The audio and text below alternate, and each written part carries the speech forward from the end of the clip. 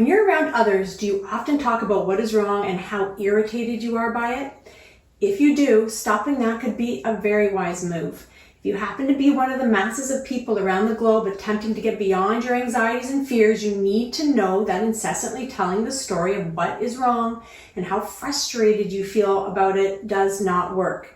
And it actually even intensifies your distress and issues. That's because from an endless negative point of focus, you start to overthink about what you don't like, and that massively stresses your body out.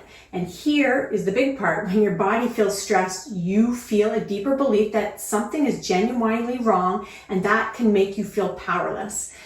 This stress can become a repetitive internal program that keeps you wired to believing in how you feel. From there, how you feel in your body becomes how you think. And then how you think becomes how your body feels. In other words, it's an endless loop in both directions. Essentially, you have trained your mind and body to live inside a pattern that feels bad, yet oh so very real and true. Of course, you can point to situations that are bad or wrong, and taking action to change these things may be the wisest thing to do, but just talking about problems harms you big time. You need to know that how you generally feel needs to be based on the standards that you set for yourself, not on life situations and conditions. This means you are not a passive receiver or a victim of life events. Rather, you are someone who knows that you live in a diverse and sometimes difficult world. But you have the power to take action when needed, as well as the power to foresee and feel into good things. This means that any so-called truths happening in your external world or even in your personal circumstances need intelligent action and management.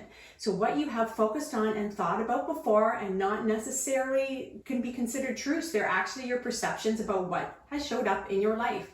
And unless you like what's showing up, stop focusing there. Now, I'm going to take this even further. Even though this statement might feel off, please just try and feel it out. You need to take responsibility for what shows up in your world. I'm not saying you made things happen. Instead, I invite you to look at the definition of the word responsibility.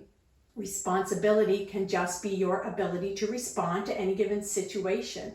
And how you respond needs to be based in intelligent, inspired action and not in negative, fearful mind chatter. Complaining and overthinking are not actions. They come from an inability to wisely respond to what shows up in your world. This is not about fault, by the way. There is no blame here. This is especially true because what you think about and believe in is often just based in the people and societies that influenced you into using unhelpful defense mechanisms to get by in life. All that protection, pointing out what is wrong, looking for fault and blame, again, it doesn't work. Your brain just keeps looping and looking for more and more to protect yourself from. I'm not saying go be unwise and foolish, just don't prime your nervous system with a constant feeling that something is wrong. So now let's look at what is a healthier way to live then. It's time to base your focus towards the life you want to live and who you want to be. And that could be said to be the authentic you, that one who longs to be lived out through you. Even if you don't remember who that is anymore, I assure you that person is still in there behind the scenes.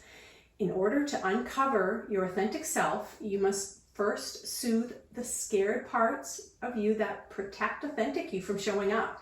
You see, these defense mechanisms I was talking about come out so you don't get hurt. But you know what? You're still getting hurt anyhow. So those beliefs that protection works needs to be lovingly redirected towards a better understanding of how things actually work.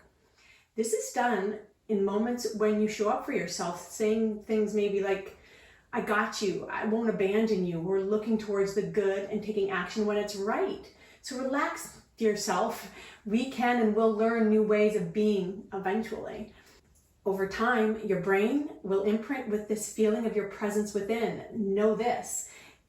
It's a scientific fact. Experience changes your brain. So will you use your experience to grow what you actually want or for what you actually don't want? Start to understand that you have power to go and grow either way.